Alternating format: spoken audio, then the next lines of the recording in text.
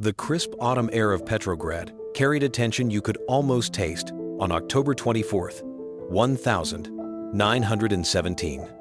For months, the Bolshevik Party, led by the relentless Vladimir Lenin, had been building its power, its membership exploding from a mere 24,000 to 200,000. They believed the time for talk was over.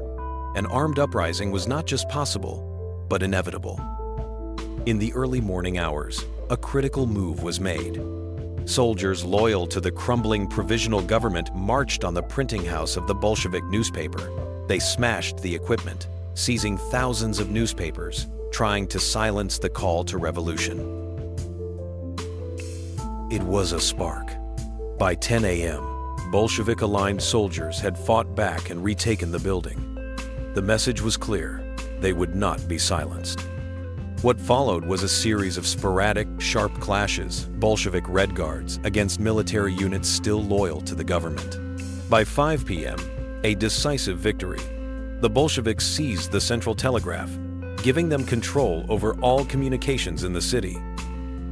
Dawn on October 25th arrived not with sunlight, but with the pro-Bolshevik flotilla sailing into the harbor. 5 destroyers and their crews of hardened Marines now backed the revolt. Kerensky himself made a desperate escape. He commandeered a car from the American embassy, a blue Renault, and slipped through the pickets forming around the palace, fleeing the city to search for loyal troops. He left his cabinet behind to face the coming storm.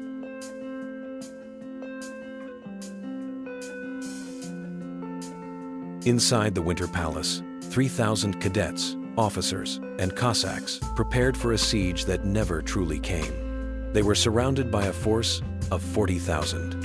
At 6:15 p.m., a large group of artillery cadets lost their nerve and abandoned the palace, taking their guns with them. 2 hours later, 200 Cossacks followed. The defense was crumbling from within. Then, at 9:45 p.m., a single, thunderous blank shot echoed across the water from the cruiser Aurora. It was the signal. Revolutionaries began to filter into the vast palace. There was sporadic gunfire, but no pitched battle. The fabled storming was less a fierce combat and more a gradual, inevitable infiltration. By 2:10 a.m. on October 26th, it was all over. The remaining defenders, including the 140 women of the Women's Battalion, surrendered. The provisional government was arrested and taken to the Peter and Paul Fortress. Power now belonged to the Soviets. It marked the start of one of the 20th century's most formidable empires, the Soviet Union, whose influence would resonate across the globe for decades to come.